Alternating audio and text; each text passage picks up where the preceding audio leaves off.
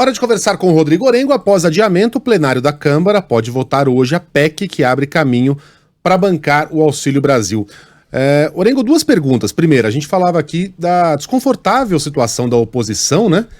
Como é que vai votar contra um aumento num auxílio social, né? Num programa social tão importante num momento como esses? E dois, como é que o Senado deve receber esse projeto? Onde é que o governo deve ter vida mais fácil ou menos difícil nas duas casas? Bom dia para você. Muito bom dia, Megali, Sheila, Carla, bom dia a todos. Nada como um dia após o outro, viu, Megali? Mas eu realmente não achava que ia ver aqui e ouvir parlamentares de oposição com discurso de equilíbrio fiscal, de manutenção do equilíbrio fiscal, de fundamentos da política econômica, para evitar realmente uma bola de neve. E é isso que a gente está ouvindo dos parlamentares. Primeiro, os parlamentares da oposição não são contra furar o teto para conseguir lá o dinheiro para aumentar o Auxílio Brasil. O ex-presidente Lula até fez uma defesa de um auxílio, um benefício, um Bolsa Família de R$600, nem 400, mais recurso ainda. Isso até porque é um discurso coerente da oposição que foi contra o teto de gastos no governo do ex-presidente Michel Temer, né? Estabelecer esse teto de gastos para dar previsibilidade. Agora, por outro lado, a oposição encontrou um caminho de crítica à proposta e já anunciou que vai ser contra, que é a questão dos precatórios. Então, o governo conseguiu uma maneira, inclusive numa negociação que vem fazendo com o judiciário, de deixar parte dos precatórios, são aquelas dívidas transitadas em julgado, o governo é obrigado a pagar, empresas, pessoas, grandes empresas, inclusive, que compram esses precatórios, mas de qualquer forma o governo é obrigado a pagar isso, mas vai deixar pelo menos 44 bilhões de reais de pagamento de precatório para o ano que vem. Qual é o argumento da oposição? Olha, isso é gerar uma bola de neve, isso é jogar, inclusive, para o próximo ano, depois para o próximo governo, o pagamento desses precatórios. Então, esse não seria o caminho, até porque geraria um desequilíbrio.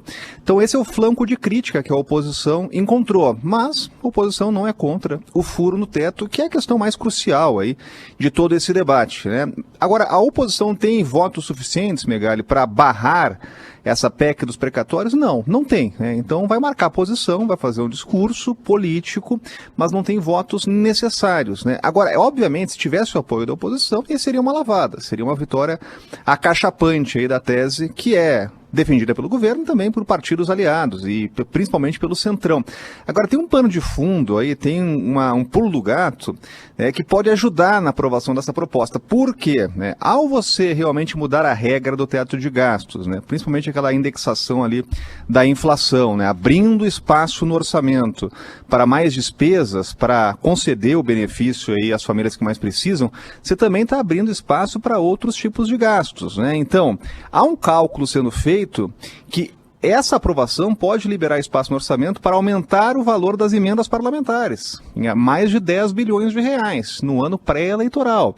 Isso é algo que tem muito apelo para os parlamentares. Bom, você tem mais recurso para investir nos seus estados, municípios, em ano eleitoral, então isso vai gerar ali alguns votos, E também a possibilidade de criar espaço para aumento do fundão, do fundo eleitoral, que hoje está em 2 bilhões, poderia ir a 5 bilhões de reais. Essa é uma discussão que o Congresso ainda tem que travar até o fim do ano.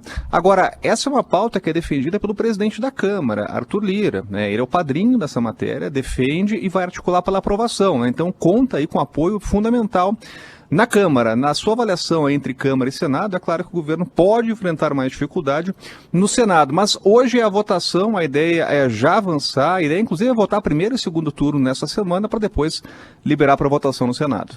Tem que correr contra o tempo, né, Orengo? Tem que aprovar isso ainda nesse ano. Depois de quanto tempo, após a segunda votação, esse projeto já pode ser votado no Senado? Aqui no Congresso, se tem quando acordo querem, de líderes, se faz chover, viu, Megali? Sabe que é muito comum aqui. Até em Brasília. Quando tem pois é, até em período de seca. Mas sabe que é muito comum? Claro que tem prazos regimentais, tem que esperar, tem um chamado interstício, que é um prazo regimental. Mas quando tem acordo, eles conseguem votar primeiro e segundo turno no mesmo dia. Eles abrem e fecham sessão, abrem e fecham, fica até uma coisa meio cômica ali, Está abrindo e fechando. Mas a ideia é essa do relator, é já acabar essa discussão na Câmara e depois já liberar para votação no Senado. Valeu, Orengo, bom trabalho para você, até amanhã. Valeu, até mais.